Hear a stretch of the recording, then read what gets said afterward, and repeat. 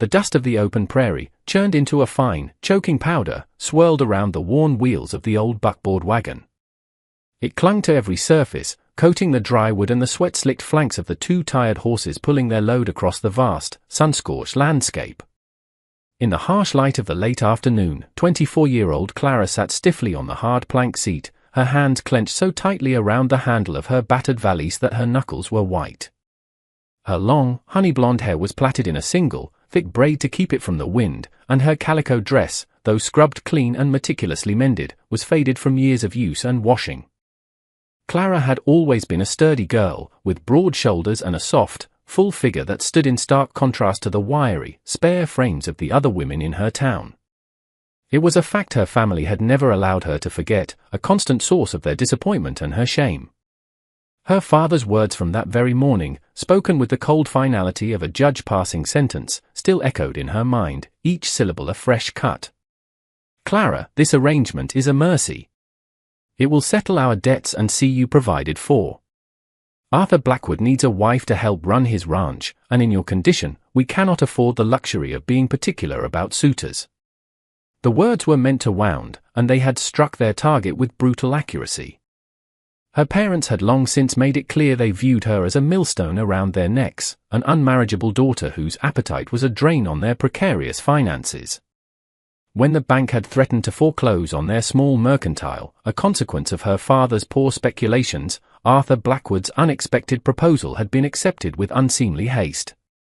He's just a poor dirt rancher, scratching a living from the dust, her mother had sniffed with undisguised disdain, even as she packed Clara's few belongings. But he has offered to clear our ledger with the bank in exchange for your hand.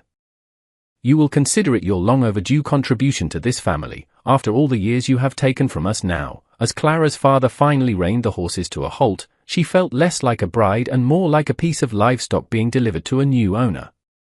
The ranch house was a simple, unadorned structure of weathered timber, standing stark and lonely against the immense, empty sky. A plume of smoke curled from a stone chimney, the only sign of life. Her father, his face a mask of grim impatience, barely glanced at her as he heaved her valise and a small wooden crate onto the ground. Blackwood should be about, he grumbled, avoiding her eyes. "Remember your duty, Clara. You are his responsibility now. Do not bring shame upon our name."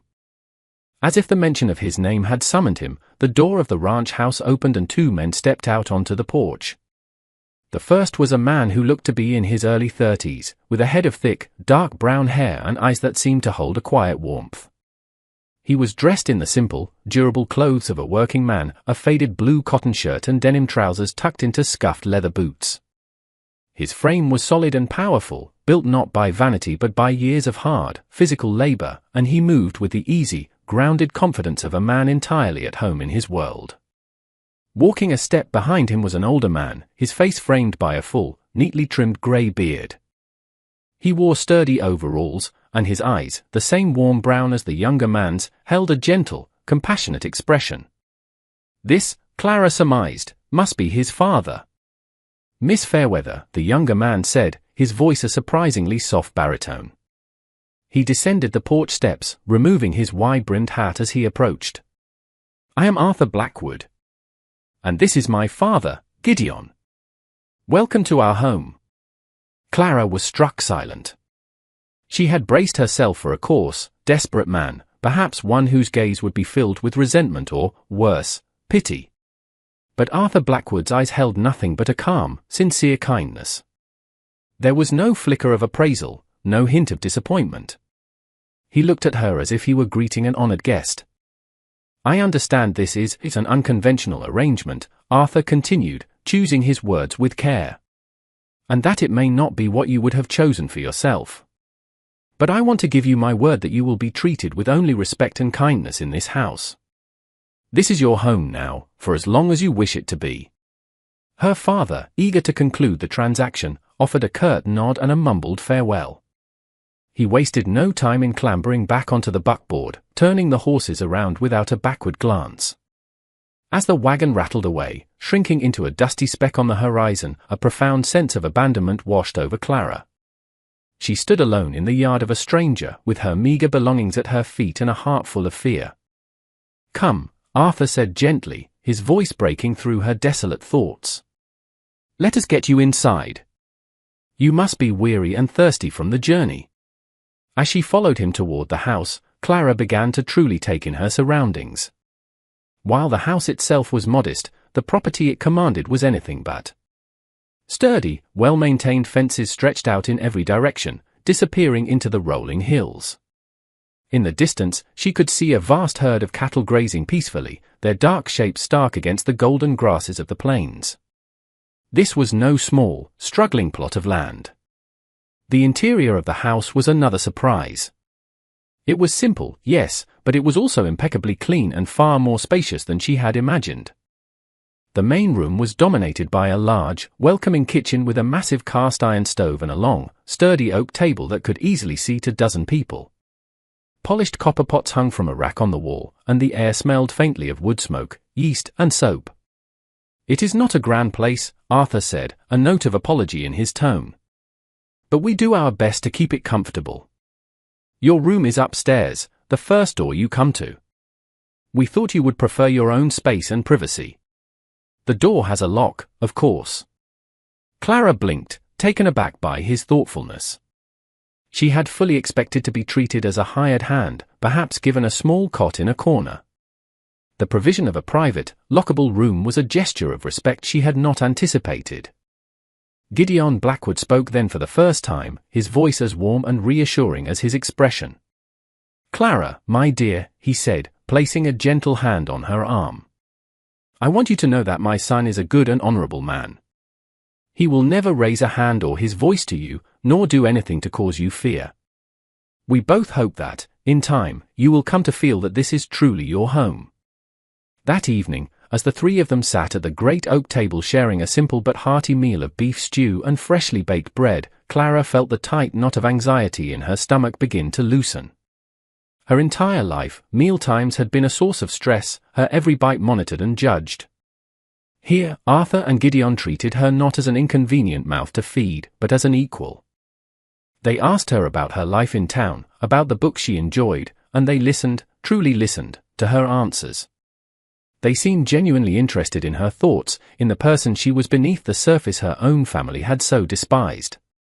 When she hesitantly mentioned her fondness for reading, Arthur's face brightened with a genuine smile. "We have a small library in the parlor," he said eagerly. "My mother was a great reader. Please, consider the books your own. I would be very interested to hear what you think of them." In the weeks that followed, Clara discovered that life on the Blackwood Ranch was a world away from the stifling, critical environment she had left behind. Arthur was a tireless worker, rising before the sun to oversee the vast operations of the ranch, yet he never made demands on her. He left her to find her own rhythm, to explore her new home and to decide for herself how she wished to contribute. Slowly, tentatively, she began to carve out a place for herself. She took over the running of the kitchen, finding a surprising joy in cooking wholesome, plentiful meals.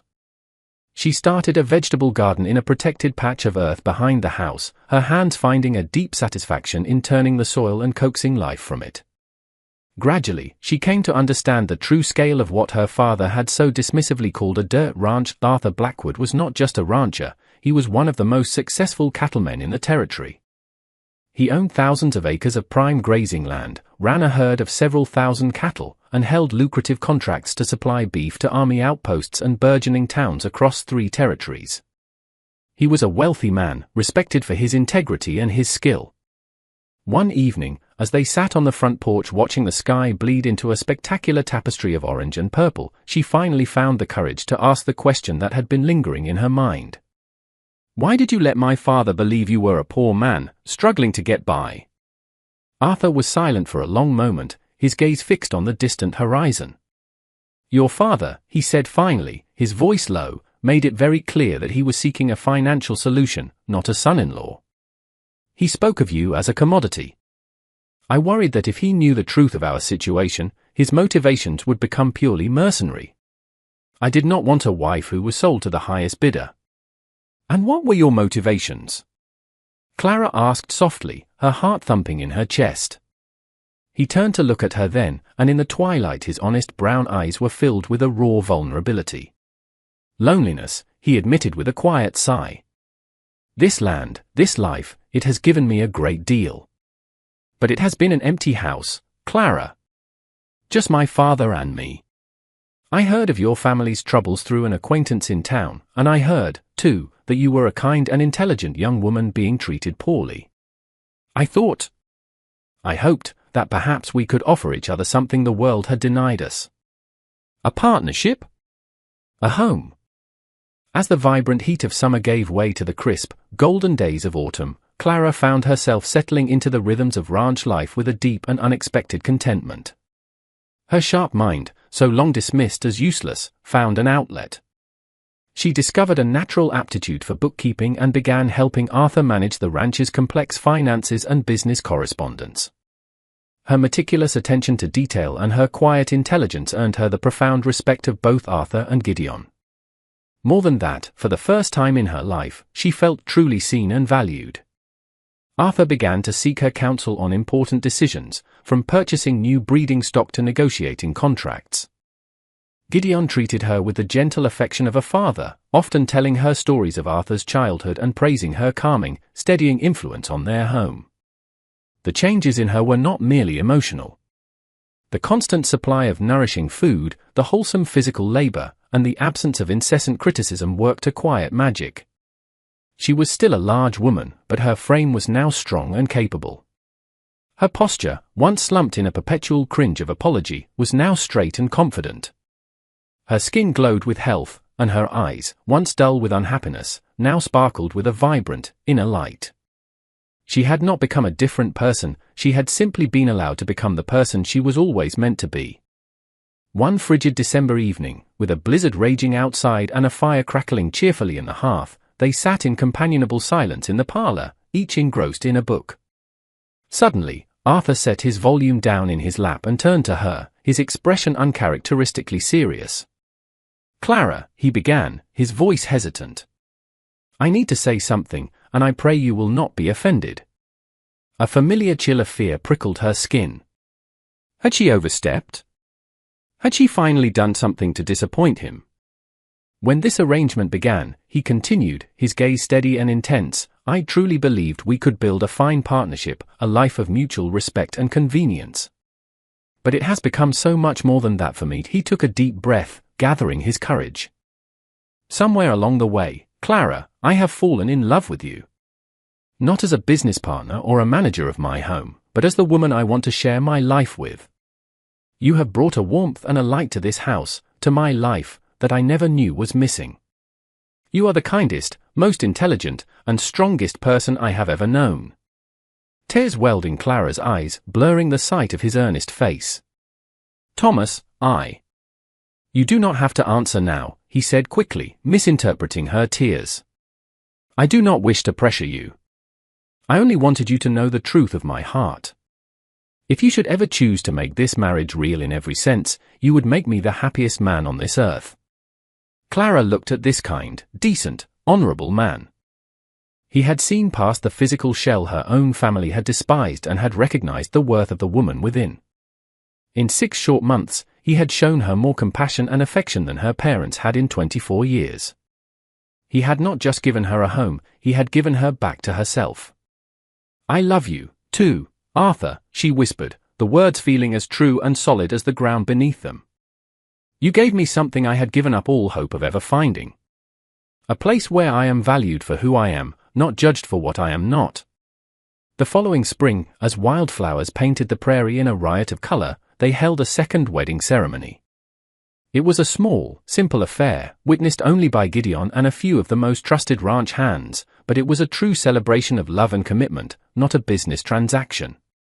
Clara, no longer the timid, heartbroken girl who had arrived in a dusty wagon, was a radiant and confident woman, the respected mistress of a thriving ranch, and a true partner to her husband in every way.